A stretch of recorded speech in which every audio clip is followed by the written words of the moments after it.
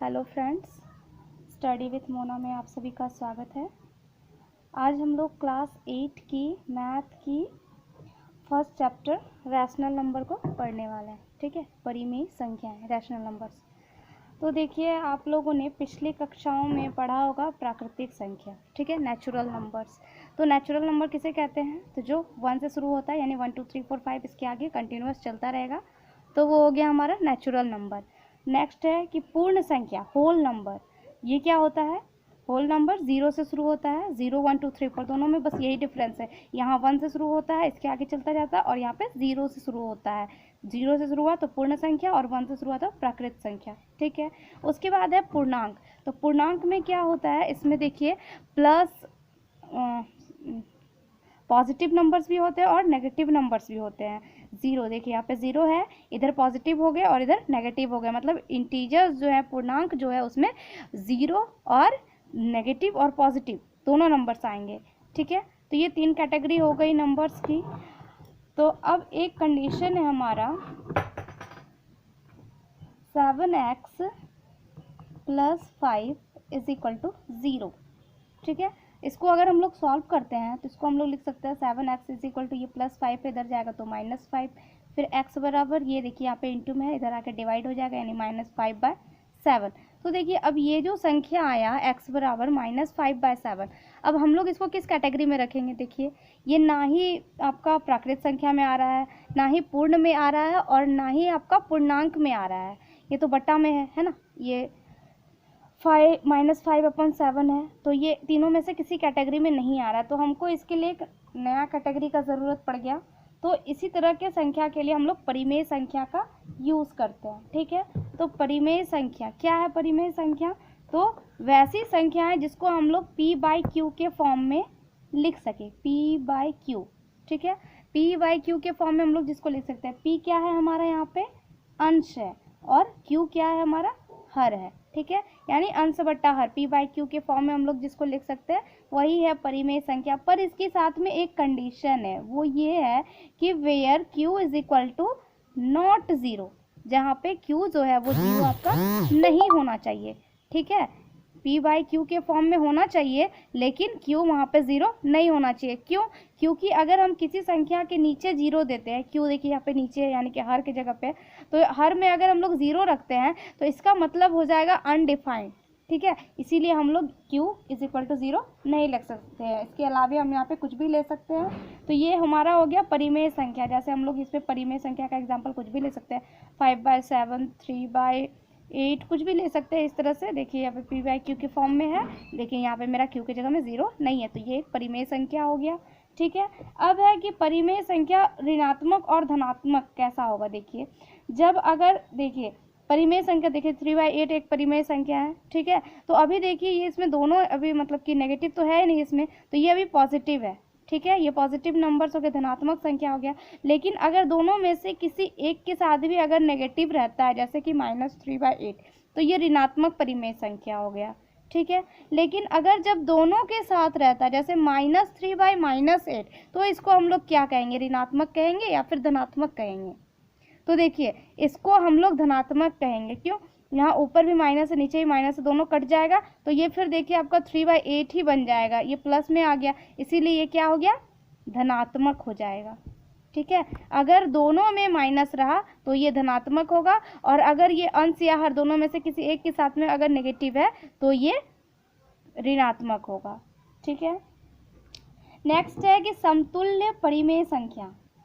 समतुल्य परिमेय संख्या किसको कहेंगे? समतुल्य परिमेय संख्या।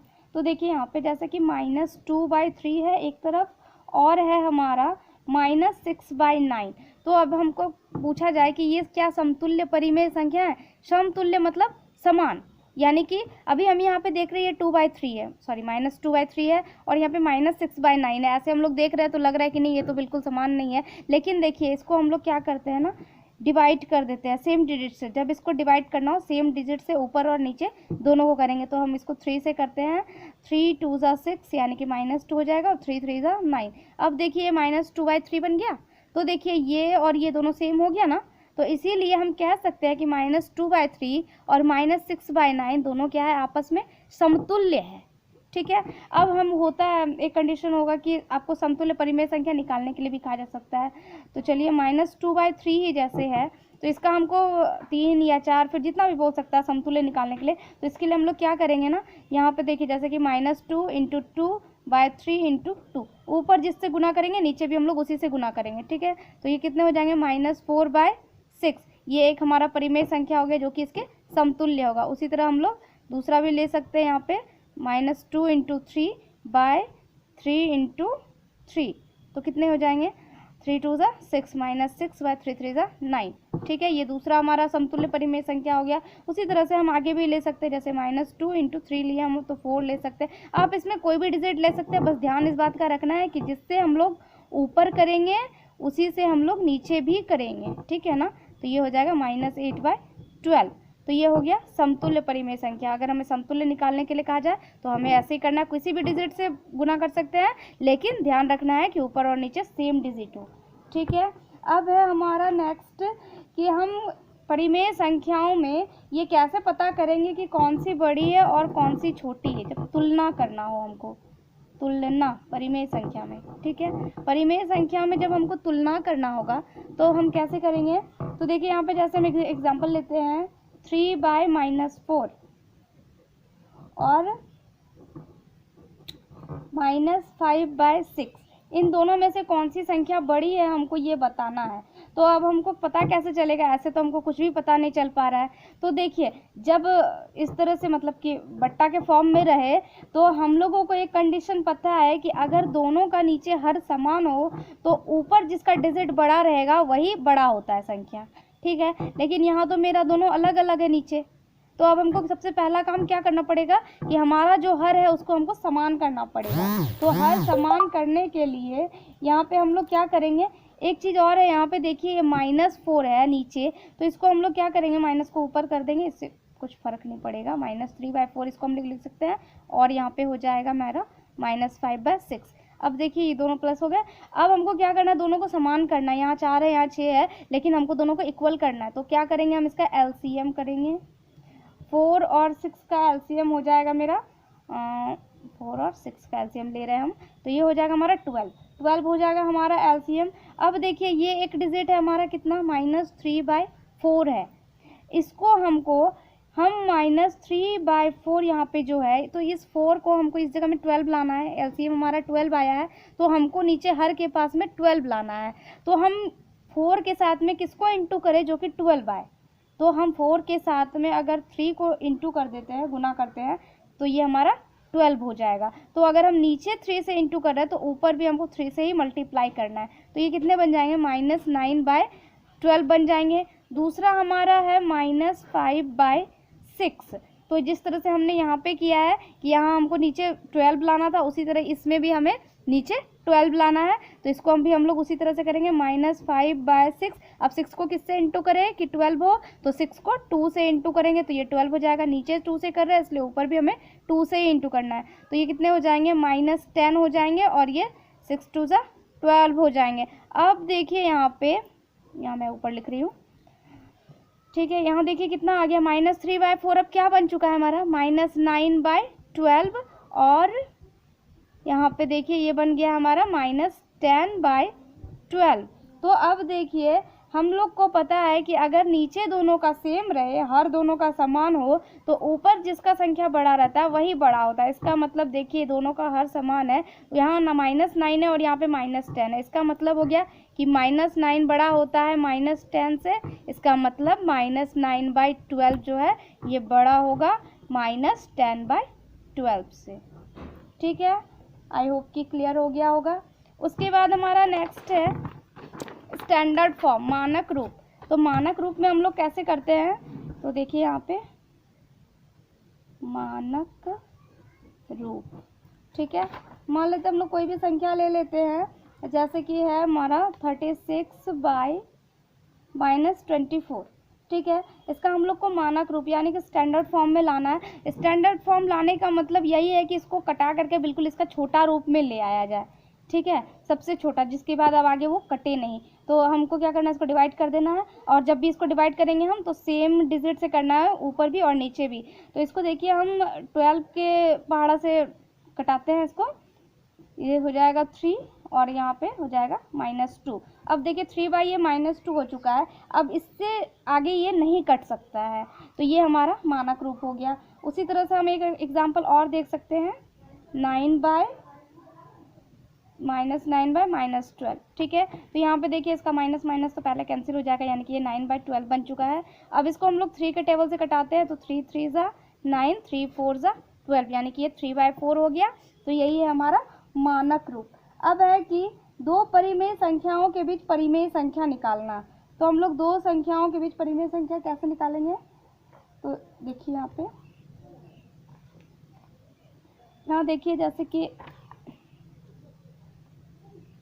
दो संख्या के बीच परिमेय संख्या, ठीक है। जैसे यहाँ पे देखिए 1/3 और कितना हो जाएगा 3/5, ठीक है। ये हमारा 2 डिजिट है, ठीक है, 2 नंबर से हमारे यहाँ पे 1/3 और 3/5।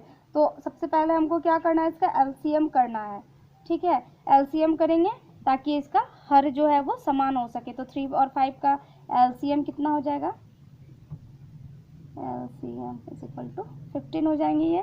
तो ये देखिए 1/3 जो है हमारा, ये अब हमारा कितना हो जाएगा, 1/3 है। इसको हमें 1/3 को हमें 15 लाना है नीचे, तो इसको हम लोग 5 से इंटू करेंगे, इसका मतलब ऊपर भी 5 से इंटू करेंगे, तो ये हो जाएगा 5/15। और ये 3/5 है, इसको भी हम लोग नीचे 15 लाना है, तो 5 को 3 से इंटू करेंगे और ऊपर भी 3 से करेंगे, तो ये हो जाएगा हमारा 9/15। अब देखिए ये संख्या जो है वो 5/15 बन चुका है, और 3/5 अब 9/15 बन चुका है। तो अब देखिए हमारा 5/15 और 9/15 के हमें बीच में संख्या बतानी है, परिमेय संख्या। तो 5 के बाद हमारा 6/15 हो जाएगा, 7/15 हो जाएगा और 8/15 हो जाएगा, ठीक है। तो इस तरह से हम इसके बीच में परिमेय संख्या निकाल सकते हैं, ठीक है। उसके बाद है कि परिमेय संख्याओं को अवरोही क्रम में लिखिए, ठीक है। आरोही और अवरोही 2 क्वेश्चन रहेंगे इससे रिलेटेड। तो देखिए हम कैसे करेंगे इसको, अवरोही क्रम मान लेते हैं यहाँ पे 5/8, 7/12, -5/16, -1/3, ठीक है। ये हमारे संख्या दी हुई है, इसको हमें अवरोही क्रम में लिखना है। अवरोही क्रम में लिखने का मतलब सबसे पहले जो बड़ा होगा उसको लिए, बड़े से छोटे की ओर जाना है हमें अवरोही क्रम में। तो अभी देखिए यहाँ पे सब अलग अलग है, तो ऐसे हमें तो पता नहीं चल पा रहा है कौन सा बड़ा है। तो हमें क्या करना पड़ेगा, सबसे पहले नीचे सबका इक्वल करना पड़ेगा। तो इक्वल करने के लिए हमें क्या करना पड़ेगा, इसके जो हर है सारे डिनोमिनेटर 8, 12, 16 और 3, ये सारे का हमको एलसीएम करना पड़ेगा। तो इसका एलसीएम कितना हो जाएगा, 48, ठीक है। अब देखिए यहाँ पे हम लोग 5/8 है, तो हमको नीचे 48 लाना है। तो 5/8 है, तो 8 को हम लोग किससे गुना करेंगे कि 48 आए, तो 8 को हम लोग 6 से गुना करेंगे, तो 48 हो जाएगा। और नीचे 6 से कर रहे हैं इसलिए ऊपर भी हम लोग 6 से करेंगे, तो 5 6 जा 30 और नीचे हो जाएगा हमारा 48। उसी तरह से कितना है, 7/12 है, 7/12 इसको भी हम लोगों को लाना है, नीचे हम लोगों को 48 लाना है। तो 12 को 4 से मल्टीप्लाई करेंगे, तो ये हमारा 48 हो जाएगा। तो 7 को भी 4 से करेंगे, ये हो जाएगा 28/48। उसके बाद है हमारा -5/16, इसको हमें करने के लिए 16 3 से इसको इंटू करना पड़ेगा, तो ऊपर भी हम लोग 3 से करेंगे, -15/48। उसके बाद है हमारा -1/3, -1/3 इसको करने के लिए -1/3 इंटू 16 से इसको इंटू करना पड़ेगा, तो ऊपर भी 16 से करेंगे, यहाँ पे हो जाएगा -16 यहाँ पे हो जाएगा हमारा 48। अब देखिए ये जो डिजिट्स है हमारे अब ये बन चुके हैं, यानी कि 30/48, 28/48, उसके बाद हमारा -15/48 और -16/48। ये हमारे अब डिजिट्स हो चुके हैं। अब देखिए नीचे सबका सेम है, तो हमको पता है कि ऊपर जिसका बड़ा होगा वही बड़ा होगा, ठीक है ना। तो इसलिए हम यहाँ पे देख पा रहे हैं कि जो 30 है वो 28 से बड़ा है, और 28 जो है वो -15 से बड़ा है, और -15 -16 से बड़ा है, ठीक है। तो इस तरह से हमें सबसे बड़ा मिल गया। 30/48 सबसे बड़ा है। 30/48 हमें किस में मिला था? 5/8 में मिला था। तो 5/8 बड़ा है किससे? 28/48 कहाँ मिला था हमें? 7/12 में। ये बड़ा है। -15/48 था 5 का, और फिर -1/3। तो इस तरह से हमें ये अवरोही क्रम में हमारा हो गया, ठीक है, बड़े से छोटे की ओर। अगर इसका असेंडिंग फॉर्म कहेगा तो हमें क्या करना है? इसमें छोटे से बड़े की ओर जाना है, तब इसमें क्या हो जाएगा? असेंडिंग फॉर्म में -1/3 पहले हो जाएगा, उसके बाद ये, फिर ये, फिर ये, ठीक है। आई होप कि आपको समझ में आ गया होगा। इसके बाद इसके लेसन्स है 1.1 के, जो कि इसी से रिलेटेड है।